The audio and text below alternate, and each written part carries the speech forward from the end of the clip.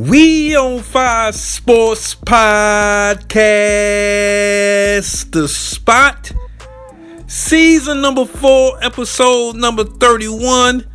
First and foremost, man, I hope you guys had a great weekend. Hope you guys was able to relax and unwind a little bit on the weekend tip.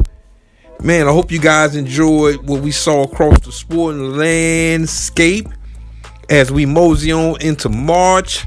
You know, March is a huge month for sports across the board. We got Major League Baseball going to the spring training. We got the NCAA tournament coming up towards the latter part of the month. We got the conference championship or the conference tournaments in the NCAA. That's definitely going to heat up in the next week or so. So, man, this is just a great time for sports across the sporting landscape. And for your first time listening, we on Fire Sports Podcast, The Spot. We provide high-five takes and analysis across the sporting landscape. And if you're an OG of the show, thanks for checking in. I appreciate all the love and the feedback. I appreciate your ear. And, man, first course of business, man, I'm gonna call this the Legends Retiring segment of the show, man. Is not sure if you guys have heard, definitely Diana Taurasi retiring from the WNBA. 20 years in the WNBA. One of the greatest players, definitely the most accomplished player in WNBA history. Man, just what she was able to do just for the sport, help grow the sport. You know, obviously we have some new superstars on the horizon, such as Caitlin Clark and so forth. But Diana Taurasi is one of the pillars of this league, man, the WNBA. And, you know, her contributions of what she did at the University of Connecticut, UConn, with Gino Armiera, just the job that he's done up at that institution, man, just multiple national championships across the board. Looks like they was just printing national championships, especially in the latter part of the 90s, all the way through the 2000s, up to present day. And, man, she was an outstanding talent. You know, just an all-around player, man, tough-nosed player. I just remember her and Sue Bird up in Connecticut at the time, man, just putting in work. You know, they was able to three-peat, you know, just put in work up there in Connecticut, man. And like I said, she's definitely one of the stewards of the game and the most accomplished WNBA player that I've ever seen in the league as far as just the championships and just that championship medal, tough medal. You know, played in the Olympics this summer, you know, her last hurrah on the Olympic slate. You know, especially, you know, being 40 plus years old playing in the Olympics, you know, that definitely was a sight to see. I thought it was definitely footing. You know, I think that a lot of people, you know, was just mad that Caitlin Clark didn't make the Olympic team. But Caitlin Clark, she going to have her time, man. She's going to make multiple Olympic teams. You know, fortunately for the USA basketball, that is looking very, very bright as the women has been dominant, you know, across the board in the Olympic slate, bringing home the gold this summer. And so Diana Taurasi, man, it was a good sunset for her, man, just to be able to get the gold medal, be a contributing factor on that team. And she definitely will be missed. You know, her and Sue Bird, man, they make a good little team with their little podcast and the things that they do outside of the game of basketball, man. So I'm definitely going to tip my cap, kicking it off, man, with Diana Taurasi, man. Just a real hooper out there, tough-nosed player, man. And she definitely will be missed across the WNBA slate. Also, we got another retirement, man, and this is on the broadcast end, man, and I kind of saw this coming, especially when I watched Super Bowl number 59 on Fox about a month or so ago. And Jimmy Johnson, man, Coach Jimmy Johnson retiring from Fox. You know, he had the, you know, thing that they did for the Super Bowl for him I thought was outstanding, using AI, man, just going back. And you know, Jimmy Johnson has always been my guy, man. I just remember as a kid, man, watching him at the University of Miami, man, and just what he was able to do there. You know, I just never forget just the swag that he brought down to the South Florida, man. The likes of, you know, Michael Irvin and rest in peace Jerome Brown and, you know, Vinny Testaverde and Bertie Kosar. I mean, I could just go down the whole list of the guys at the U. That's a whole episode in itself. You know, I thought he was one of the greatest college coaches of all time. And, you know, transitioned to the Dallas Cowboys, you know, did an outstanding job there, winning 2 consecutive Super Bowl championships before him and Jerry Jones got into it. You know, he exited stage left, you know, went on to coach for the Miami Dolphins and, you know, transitioned to Fox after that tenure down there in South Florida with the Dolphins. And, Jimmy is a smart guy, man. This is a smart guy. He's definitely a motivating coach. Players will run through the wall for Jimmy Johnson, man. And so, it's great, just to see his contributions to the game of football, man, especially in the broadcast booth. Amazingly, he was at Fox for 31 years, man, at Fox. Man, we getting old out here, man. But, definitely, well wishes to him and his family, man, as he move on to the sunset. He got the Hall of Fame situation a couple years ago. I thought it was, definitely rightfully so for him. And so congratulations, man, to Coach Jimmy Johnson, man, as he retiring from Fox NFL coverage, man. So definitely a steward in the game of football. Also, too, speaking of up and out, is the Philadelphia 76ers finally did the right thing, man, and told Joel Embiid to go ahead and sit it down, man.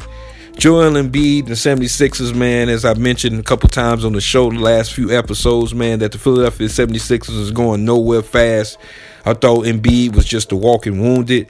I mean, I can commend his desire to play, obviously. He's definitely trying to be a warrior to try to tough it out and gut it out, man. But, this Sixers team is going nowhere. Paul George has been playing like hot garbage. He put the podcast on ice. I thought it was the right thing to do. There's a lot of people such as, Gilbert Arenas, saying that, he got bullied into shutting down the podcast. And I just think at the end of the day, man, is that I don't mind the players having a voice. It's been a big controversy about old media versus new media. I don't mind the players having a voice. But at the end of the day, if your podcast and the things that you're doing off the court kind of stifles, your play on the field or on the court, then I think it's the right thing to do to shut it down, man. And I think that, a lot of people were saying, well, hey, you just do about an hour or so, for an episode. That's not a lot of time. But at the end of the day, the NBA is very, very competitive. And, Philadelphia 76ers paid this man a big bag of money to come over from the Los Angeles Clippers. As we all know, the Clippers, they weren't willing to break the bag for Paul George. And, I just think that the Sixers, they're going nowhere. And I think his obligations to the team and, they got an outside shot at trying to get the 10th seed. But, I don't see that happening, man. This team is on a slippery slope, going nowhere fast. And I think it was just a great thing to do. But back to Joel Embiid. I think at the end of the day, Philadelphia has some decisions to make. And I was the one that said it, and I was above the curve first when I said last year, before we even went to the Olympics with Joel Embiid, that it was in the best interest of the Philadelphia 76ers to trade Joel Embiid. I think at the end of the day, some players, once they just show a tendency of not being able to be healthy, it's a business, man. You got to cut bait at some point. And I just think that at the end of the day, it was time for the Philadelphia 76ers to cut bait. But at this point now, you're not going to get anything for Joel Embiid. The cat is out of the bag, man. Everybody knows that this guy is perennially injured. I think you're going to get pennies on the dollars on the way back. I think Daryl Morey, they gave him an extension. And I'm going to go ahead and put it out there, man. I think Daryl Morey, this is his last season being the general manager for the Philadelphia 76ers. I just think at the end of the day, this guy's never won nothing. And he's been living and resting on the laurels of what he was able to do down in Houston with James Harden. That was many moons ago. At the end of the day, if you're not willing to especially bring a sports town like Philadelphia, a contending team that has a shot at winning an NBA championship, the fans are going to turn over you and it's time to move on. And they extended him, and they owe him a big bag of money on the back end of things, man. And so I just don't think that this team is going nowhere fast. Shout out to Tyrese Maxey. I think he's been doing an outstanding job for the Philadelphia 76ers. It's obvious at this point that he's the franchise player for this team. He's the leader for this team. And I just think that Philadelphia, they're in a tough situation going into the next season. And as I mentioned, I just don't see them being able to deal Joel Embiid and getting anything fruitful back for him. So they just kind of stuck in the mud right now. And I think that Daryl Morey, I think his days are numbered. I think the Philadelphia 76ers is in their best interest to move on from him. I know Elton Brand is still in the organization. He was the GM, before Daryl Morey came in. And I think it's time for them to transition either back to Elton Brand or just get a new guy in place, man, to try to get this organization at least back to being a heavyweight contender in the Eastern Conference. Speaking of the Eastern Conference, man, I know you guys was able to see that game between the Boston Celtics and the Cleveland Cavaliers a couple days ago. Oh, man, what a game. That was one of the most exciting games I've seen so far this season. You know, Boston came out on gangbusters. I thought they was going to blow Cleveland out of the building. And then Darius Garland and Spider Mitchell, Donovan Mitchell, put on the Superman capes and got to work. Man, this is a great ball club, man. Just how they was put together. Kenny Atkinson has done a great job. And, you know, those who are OGs of the show know how I feel about Kenny Atkinson. I thought this man got railroaded out in Brooklyn, you know, when he was there with KD and, you know, and Kyrie. You know, went on to be an assistant under Steve Kerr out there in Golden State. And I think he's one of the best coaches in the league, and he's proven his worth right now. You know, obviously Cleveland moved on from J.B. Bickerstaff last season, you know, after getting to the playoffs and, you know, losing in the playoffs. And I think this team is a real contender. I think they're a real contender to knock off Boston. You know, DeAndre Hunter, that was a big-time trade for them. Shout out to Kobe Altman, the general manager of the Cleveland Cavaliers. You know, he's done a great job with this ball club. You know, I just think that at the end of the day, you know, Boston got their hands full, but, you know, they the champs. And it's hard to take out the champs in a playoff situation. But, man, Cleveland right now, they're playing some of the best basketball in the league. They done won 10 games in a row. And they just have the medal, man. This team is able to either be a front-running team or be able to come back. You know, they play good downhill basketball. There is Garland, man, out there looking like a mini Kyrie, man, just a chop master. Man, he was putting in work against the Boston Celtics. You know, I think the Celtics will be fine. I think for them, it's just all about them not, you know, being, you know, injury prone. You know, obviously we had the situation with them, you know, being down a couple starters, you know, known as Drew Holiday. And I just think that at the end of the day, they're going to need a Drew Holiday to be able to beat the Cleveland Cavaliers. No doubt about it. We saw it in that game because they weren't able to contain Darius Garland. He was getting downhill, and when they decided to cut off the lane, he was kicking it out to the shooters. And I think everybody on that ball club knows their role, and they play their role great, man. So shout out to Cleveland, man. That was, like I mentioned, one of the best basketball games I've seen so far this season. We'll see what the Cleveland Cavaliers do moving forward. But, man, that's my early look across the sporting landscape. Coming up, we'll talk a little bit about the National Football League, man, and big things moving on as the San Francisco 49ers moved on from DEEBO Samuel and traded him to the Washington Commanders. We'll get into that and a few other little tidbits across the National Football League. But I appreciate all the love and the feedback. I appreciate your ear. We on Fire Sports Podcast, the spot.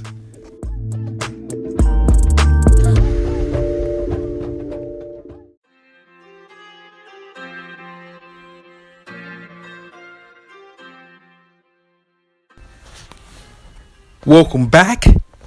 In the National Football League, we had the Super Bowl last month. Philadelphia Eagles knocking off the Kansas City Chiefs. But you know the NFL cycle doesn't end at the end of the Super Bowl. It's presently right now we got the NFL Combine jumping off in Indianapolis. And I've been checking out a few things across the Combine, man. Just, you know, guys doing, you know, position drills and, you know, just got, you know, guys out there doing a 40-yard dash. It's always cool for me, man, to watch the offensive lineman get it in the 40-yard dash, man. You know, it's always fun just to see them big dudes, man, and see if most of them can get under the fours. And so I was just checking that out a little bit over the weekend, man. Also, too, you know, we had the skill position players, obviously, the running backs and wide receivers and quarterbacks as well. As we all know, Shedeur Sanders and Cam Ward, they're definitely not going to participate in the Combine as they're waiting for their pro days to do what they need to do. And they're the top two quarterbacks in the NFL draft coming up in April next month. You know, for me, you know, I'll go ahead and put it out there, man. I think Cam Ward will be the number one pick for the Tennessee Titans. I think the Titans, they're going to keep that pick. I think it's in their best interest, man, to draft a quarterback. The Will Levis experience has not been going according to plan for the Tennessee Titans. So I do think that at the end of the day, they gotta get a quarterback, man. And so I see them, you know, putting their stake in the Cam Ward. You know, he had an outstanding season for the University of Miami this year. You know, throwing the football, man, you know, scrambling out of the pocket. I think he has the strongest arm of all quarterbacks that's in the draft this year. You know, I think Shedeur Sanders definitely is number 2 for me. You know, this guy just plays with a moxie, man, and a calmness, man, and just Obviously the son of Deion Sanders did an outstanding job out there in Colorado. Most of the year he pretty much was running for his life. But, he made it do what it do, man. And so just the intangibles with Shedeur Sanders, man, for me is off the charts. It doesn't have the big outstanding arm, but I think he has a good enough arm to be an asset in the National Football League. For me, I've been looking at a lot of mock drafts across the board. I think that Shedeur Sanders will definitely be a top 6 pick. I don't see him falling no further than number 6 in the NFL draft coming up this April. And so it's just going to be very intriguing as we get close to April, man, just to see what teams do. If the Tennessee Titans move out of that number 1 spot, that's a possibility. I think, though, if they do keep that number 1 pick, I think they go ahead and, jump off with, Cam Ward. I think the Cleveland Browns, they're an organization that's in need of a quarterback, very, very badly, man. I just think that whole situation and just the experiment, man, that they've done the last couple of years with Deshaun Watson has been an absolute crash and burn, as Deshaun Watson looks like he's going to miss this coming season with the ACL setback. And so I wouldn't be surprised, man, if they go in the direction of the quarterback situation for them. Also, too, Travis Hunter, man, is just Mr. Versatile, man, playing both sides of the football. I don't see him dropping out of the top 5. I think he'll definitely be one of the top 5 picks in the NFL draft. I anticipate possibly the New York Giants may be able to pick him up in the NFL draft. They're in need of a quarterback very badly as well. So we'll see what these teams do moving forward. And there's also, speaking of quarterbacks, been some interesting news across the board as we had that whole situation with Matt Stafford out there in Los Angeles for the Los Angeles Rams. There was a situation where, the Rams told him pretty much, hey, man, you can go out there and see if you can seek services with another team that's able to break you off a nice little bag of money. I didn't see him leaving Los Angeles. I just think at the end of the day, man, Matt is comfortable out there in Los Angeles. They won him a Super Bowl a couple years ago. And so I just didn't see him, definitely going to a situation of like the New York Giants and these other teams out there. Matt Stafford is not a spring chicken. So I wouldn't anticipate him going to a team that has less talent than the team that he's presently on. I think the Rams, they did show their toughness. They was pretty much a couple plays away from knocking off the Philadelphia Eagles in the divisional round of the NFL playoffs. And so I just think that Sean McVay, man, he's a mastermind. I think they'll find another way to keep this team competitive. The shopping Cooper Kupp, he won't be expected to be back out there in Los Angeles. But I think at the end of the day, Matt Stafford, he was better served just staying out there for the Los Angeles Rams. And I anticipate this team being able to at least bounce back and get themselves back in a playoff situation for next season. So we'll see what that do. Also, speaking of the OG quarterbacks, we got Aaron Rodgers out here, man. Aaron Rodgers and the New York Jets. And they're going to a divorce situation, as the Jets said. They're moving on from his services. They got a new head coach in there, Aaron Glenn. They just want to wipe the slate clean up there in New York. And so it's going to be very interesting where he lands. And, for me, first team that come to mind is the Las Vegas Raiders. And Tom Brady, man, Hall of Fame quarterback, 7-time Super Bowl champion. He's out there in the fold. And I just think that at the end of the day for them, I don't think that they're going to get one of those 2 quarterbacks, as I mentioned a little bit earlier. So I think they're going to go the veteran route. I just think at the end of the day for Aaron Rodgers, he has to kind of go to a situation of where, 1, the team kind of believes in his services, and 2, just a team that got some talent on it. Now, the Raiders, they're not one of the most talented teams out there, but it's definitely something that I think that if you sit down with Tom Brady, they have a real conversation, I just think that at the end of the day, that could be a possibility. Also, too, I've been hearing his name in the news with the New York Giants. I think that's a real situation. I think Joe Shane, the general manager, I think he on his last leg up there in New York. Brian Daboll, the head coach, I think on his last leg as well up there in New York. And so they got to get into win now mode. And I think Aaron Rodgers is the closest thing for them to get into win now mode. I don't think this team will be in a position to get those 2 quarterbacks. Maybe Shedeur Sanders, just depending. But I think at the end of the day, the Giants, man, they're going to try to be on win now mode. They're in a tough division. As we saw the Washington Commanders, they got them a rookie quarterback, in Jaden Daniels. And they was a rock throw away from getting to the Super Bowl this year. So it's just going to be interesting, man, just to see what Aaron Rodgers, where he falls at. And speaking of the Washington Commanders, they recently just made a trade, man, bringing in DEEBO Samuel from the San Francisco 49ers. I knew that situation out in San Francisco was pretty much over for DEEBO Samuel. They were the walking wounded, but when they broke bread with Brandon Ayuk at the start of last season, I just think at the end of the day, DEEBO Samuel, he knew what time it was. And I think for him, it might be a good situation with a fresh start. I think the Commanders are definitely trending upward. I think they're very aggressive to try to bring in another weapon for Jaden Daniels, because it was the Scary Terry show, man. Terry McLaurin, he had an outstanding year last year. And so I just think he needs another guy with him. I think, DEEBO Samuel is a Swiss Army knife. He can play in the backfield as well. And I think that's something that the Washington Commanders, they definitely want to upgrade their team from last year. And I think it's a good move. The 49ers, they was able to get a 5th-round pick out of the deal. And so I think that at the end of the day, man, it was a good deal for the Washington Commanders. And in my opinion, I think it was a steal, especially where they're at, making the NFC Championship game this year. You bring in a veteran guy, a guy that's been to a Super Bowl, a guy that's a Swiss Army knife, tough as nails, can move the chains. And I think it's a good look, man, for the Washington Commanders. So we'll definitely see what they do this year as well. And finally, we transition, man, up to Cincinnati, man, and the Cincinnati Bengals. It's word on the street, man, as they about to back up the Brinks truck for Jamar Chase. Rightfully so. Jamar Chase coming off his best season as a professional last year, winning that Triple Crown with receptions, touchdowns, as well as yardage. I think he's one of the best receivers in the league. Obviously, he might be the best receiver in the National Football League presently, and it looks like the Cincinnati Bengals are going to break bread with him. I think, Joe Burrow, you got to keep the weapons there, man. This team offensively is one of the best teams in the National Football League.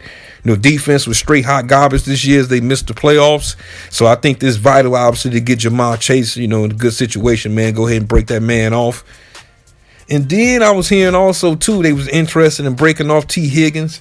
But just coming down the pipeline, man, they franchise tag T. Higgins. It could be a pivot move for them to be able to break a little bread with him a little bit later on, man. Get him a little bit more of a negotiation window for T. Higgins. But T. Higgins will be back into the fold for the Cincinnati Bengals. And I think the Bengals, to me, I think they trending up towards next season, man. I think they have to make some, big-time moves in free agency, especially on the defensive side of the football, as well as the NFL draft, man. They got to concentrate primarily on the defensive side of the ball. For them to be competitive. They're in one of the toughest divisions in the National Football League in that AFC North. So they definitely got to keep their weapons in the fold, and I think it's a right move, man, bringing T. Higgins back into the fold, and also, breaking off Jamar Chase. So we'll see what that do, man, and that's my look across the National Football League. As I mentioned, right now, we in combine time. We a couple weeks away from the NFL draft coming up there in April, so I'm definitely going to spit a little game of what I think across the board, all NFL teams, as we get into one of the most important and crucial times of the year in the NFL. But first of all, I appreciate all the love and the feedback. I appreciate your ear. We on Fire Sports Podcast, the spot.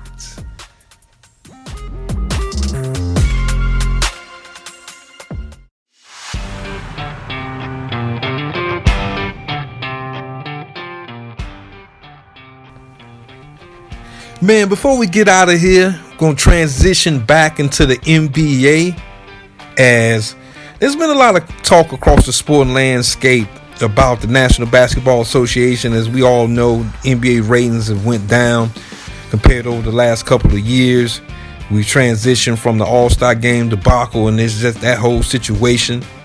And there's been a lot of heated talk. There's a couple days ago, LeBron James was asked, if Ant-Man, Anthony Edwards, if he felt like, he should be the face of the NBA, and if he should embrace the face of the NBA, as Anthony Edwards said, nah, I'm good. And the ironic part about that whole situation is Anthony Edwards just got a 16th technical. He was out, a game just due to suspension. And LeBron went into a little diatribe, man, just a little diatribe about, why should he be the face of the league when everybody, basically skidding on the league, and just people opinions is just dogging the NBA. And I said, man, here we go with the crybaby stuff again, man. I mean, come on, man. Boy, stop. First and foremost, I'm going to say this. As a basketball lover, man, I've been following this sport for 40 years, man.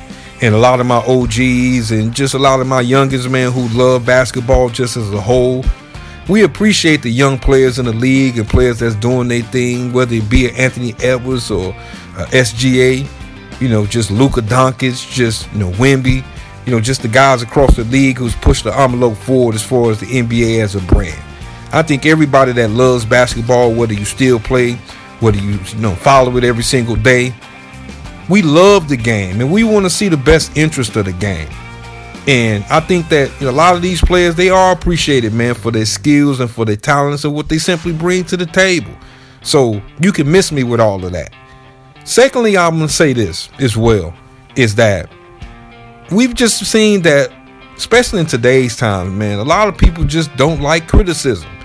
And for me, this whole diatribe about, people are not appreciative of the game of basketball and just the NBA and just what the NBA is doing and trying to do for the future. I just think that it's just bogus because, this, platform that I'm on, man, it's all about the fans. And at the end of the day, when the economy in the U.S. is what it is, man, a lot of people out there are financially hurting right now, and we see players making upwards of $50 million. The only thing that we ask is just effort and a good product. That's all we ask. If you go out to NBA basketball games, man, you travel and you go to games, man, is that these tickets are not cheap, especially if you want to get a decent seat at an NBA game. So you definitely want to see guys just go out there and play hard. You want to see dudes that's out there available. You want to see if a dude do get hurt, you're going to try to move heaven and earth to get back on the court. So I don't think that people are not appreciative about it. It's just the ratings say so. It's that the sport, at the end of the day, it is a little bit watered down. We don't see the same defensive tenacity. We see teams out there shooting 800 threes per game. And for the guys who know how to shoot the rock, I don't mind that. But I don't want to see a dude who ninth, 10th on the roster come in and just get the jacking up threes where he really don't have a tray ball like that. Don't nobody want to see that. People want to see a good competitive basketball game, man, and both teams going out there and playing hard, my man, like Rasheed Wallace said back in the day. So at the end of the day, I don't want to hear this whole mercy and crying stuff, man. LeBron James, you've been an outstanding athlete, just not only in the NBA, just across all sports, and a polarizing figure. And I'll double down and even saying this. It's just the job that the Los Angeles Lakers, have done, and JJ Redick. I've been very critical of this basketball club and just the hiring of JJ Redick. I just think that they're playing some good ball right now. Presently, right now, they're second in the West. Now, if you ask me, do I think this team, has a legitimate shot at winning an NBA championship? The answer is still no. I think at the end of the day, they got to get that front court situation together. There's some monsters in the West. And we've seen teams over the last couple of years, man, win a lot of regular season games, such as Oklahoma City Thunder.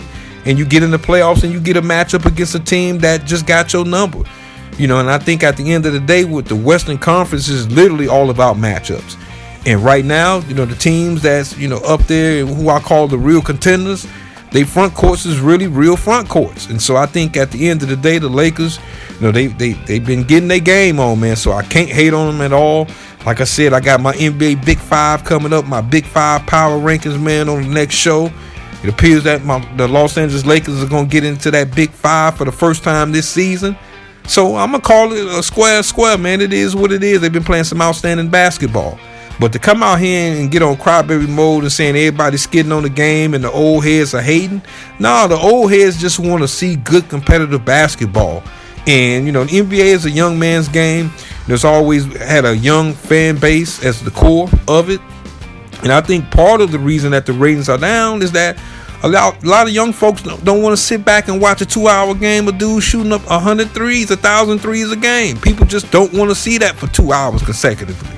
So we'll see if that situation changes, man. If just, everybody comes to just a compromise as far as just trying to push the game forward, man. But you can't be mad at people out here, man, just criticizing the game that they feel like, it's losing its edge a little bit. And we can see that with the ratings of the NBA that it's lost its edge a little bit. So we'll definitely see what that do. Speaking of another NBA superstar, man, before I get out of here, man, Jason Tatum. He came out a couple days ago, man, saying that he really don't feel like he's appreciated for the accomplishments that he's done so far in this league. And I think at the end of the day, Jason Tatum is right. I had a long-fledged conversation last year, with a friend of the show, my man Shad, as we talked about the MVP race last year. And, I had Jason Tatum on my ballot, but I didn't have him as one of the top 2 guys on the ballot. And I think part of that is just the great job that they've done out there in Boston, just having a dynamic basketball club. And they don't need Jason Tatum to go out there and drop 40 points a night for this team to do what they need to do. They're a well-balanced team. They have, great chemistry on this ball club. And sometimes even great players get lost in the sauce. But I do think he's a little bit underappreciated. I think part of that is that Jason Tatum is a good guy. He's not going to come out here and say anything controversial or anything like that. And I love that he got a little Deuce, his son, around him, man, and around the team. And Jason Tatum, man, is a role model to a lot of young players, man, coming up playing basketball. And so I took my cap to Jason Tatum, man. He's an outstanding talent. He's definitely not underappreciated by yours truly. But I definitely had to speak my piece on that whole situation, because I do think it is true as a collective is that, yeah, he's not appreciated or talked about as the other superstar players across the league. But at the end of the day, it's just about winning chips. And Jason Tatum, he got one down. He might get another one at the end of this year. We'll see what that do. But speaking of the Boston Celtics, man, they got a documentary coming out tonight, man. And, you guys should definitely check it out. I've seen a little bit of the previews of it. It's exactly produced by Bill Simmons. I think it's a good look, man, for people that, younger basketball fans that don't know the history and just the whole swag with the Boston Celtics, man, going back to the days of, Russell and everything, man, and Cousy. So I think it's a good look, man. You guys should definitely check that out. Also, too, another thing, man, you guys should check out, man, is just that documentary that just hit the scenes, as well as We Beat the Dream Team documentary, man, with Chris Webber and Penny Hardaway and Grant Hill when they knocked off the 92 Dream Team as the USA Select Team, preparing the Dream Team for the 92 Olympics. I got a chance to check that out, man. That's a real good documentary, man, a real good look, man. If you guys got a little time, definitely to check that out. And finally, man, we had an epic boxing match this weekend with Tank Davis, man, and Roach. Great fight. I got a chance to check that out on Saturday night. And a lot of people think Roach got robbed, man. And I'm kind of one of those people to agree on that. I had him winning the fight. I had him winning it by 1 round, man. I think that it's a situation to where, Tank Davis is a superstar, in this league, in boxing world. And I think he didn't come to fight, and he almost took an L for it. So to me, he's lucky to get out of there with a draw.